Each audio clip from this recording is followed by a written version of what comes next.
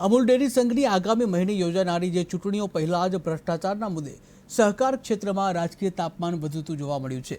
ત્યારે ભાજપ સરકારના રાજમાં સહકાર ક્ષેત્રમાં બેફામ ભ્રષ્ટાચારના આક્ષેપો સાથે અમૂલ બચાવોના નારા ગુંજતા જોવા મળ્યા। ત્યારે ફાગવેલ ખાતે ખેડા, આણંદ અને મહીસાગર જિલ્લાના દૂધ ઉત્પાદન સંગઠનોના આગેવાનો, ચેરમેન અને સભ્યો મોટી સંખ્યામાં એકત્રિત થયા હતા। આગેવાનો ભાથીજી મહારાજના દર્શન બાદ અમૂલ દ્વારા વીરપુર ખાતે ખરીદવામાં આવેલી જમીનનું મોકાની તપાસ કરાવવા સ્થળ ઉપર પહોંચ્યા હતા। આ જમીન ખરીદીમાં ઊંચો ભાવ ચૂકવી ભ્રષ્ટાચાર થયો હોવાના ગંભીર આક્ષેપ કરવામાં આવ્યા છે। અમૂલ ડેરી દ્વારા 40,000 ગુંઠો જમીન અને 4 લાખ રૂપિયાના ભાવે જ્યારે આ જમીન ખરીદી છે એવો ભ્રષ્ટાચાર કર્યો છે, ત્યારે અમે તમામ ત્રણેય જિલ્લાના ચેરમેનો એ જમીન જે ખરીદી છે જમીન સ્થળ તપાસ આજે કરવાના છીએ। ત્યારે અને આ તમામ મારા ત્રણેય જિલ્લાના ચેરમેનો, અમારા સૌ આગેવાનો અને તમામ સમાજ સાથે છીએ। ત્યારે આવનારા દિવસોની અંદર આ દૂધે ડોયેલી ટોળકી છેલ્લા 10 વર્ષથી લોકોને, અમારા પશુપાલકોને કોઈને કોઈ રીતે હેરાન કરી રહે છે। ત્યારે આ વખતની ચૂંટણીની અંદર લીલા તોરણે તમામ જેને પશુપાલકોનું લોહી ચૂસ્યું છે તમામે ઘેર જશે એવું નક્કી છે।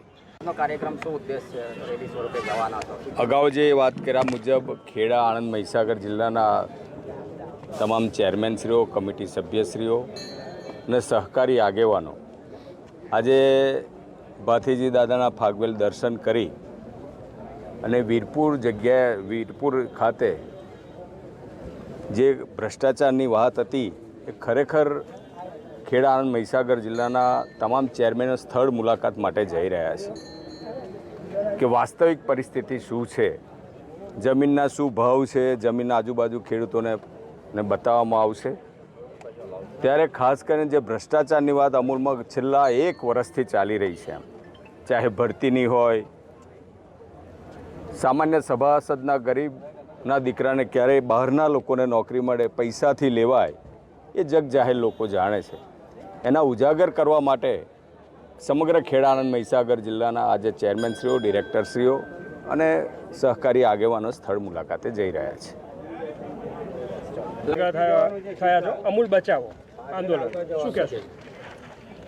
અમૂલ પશુપાલકોની સંસ્થા છે, અમૂલ ખેડૂતોની સંસ્થા છે, પણ અમૂલ ડેરીમાં વર્તમાન કેટલાક સત્તાધીશો જે માલિકો બનીને બેઠા છે એમને ખબર નથી કે આનો માલિક કોઈ નથી, આનો માલિક ખેડૂત છે। અને માલિક બની બેઠેલા કેટલાક જે હોદ્દેદારો છે એ નીતિ નિયમો નેવે મૂકીને જ્યારે અમૂલનો વહીવટ કરી રહ્યા છે ત્યારે પશુપાલકોમાં એક આક્રોશ ઊભો થયો છે।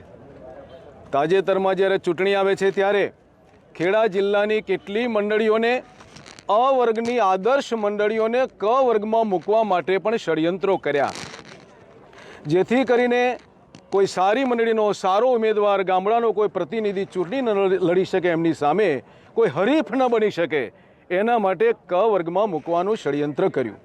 એની સામે પણ આક્રોશ છે। સાથે સાથે અમૂલમાં જે ભ્રષ્ટાચારની વાત હમણાં કરી કે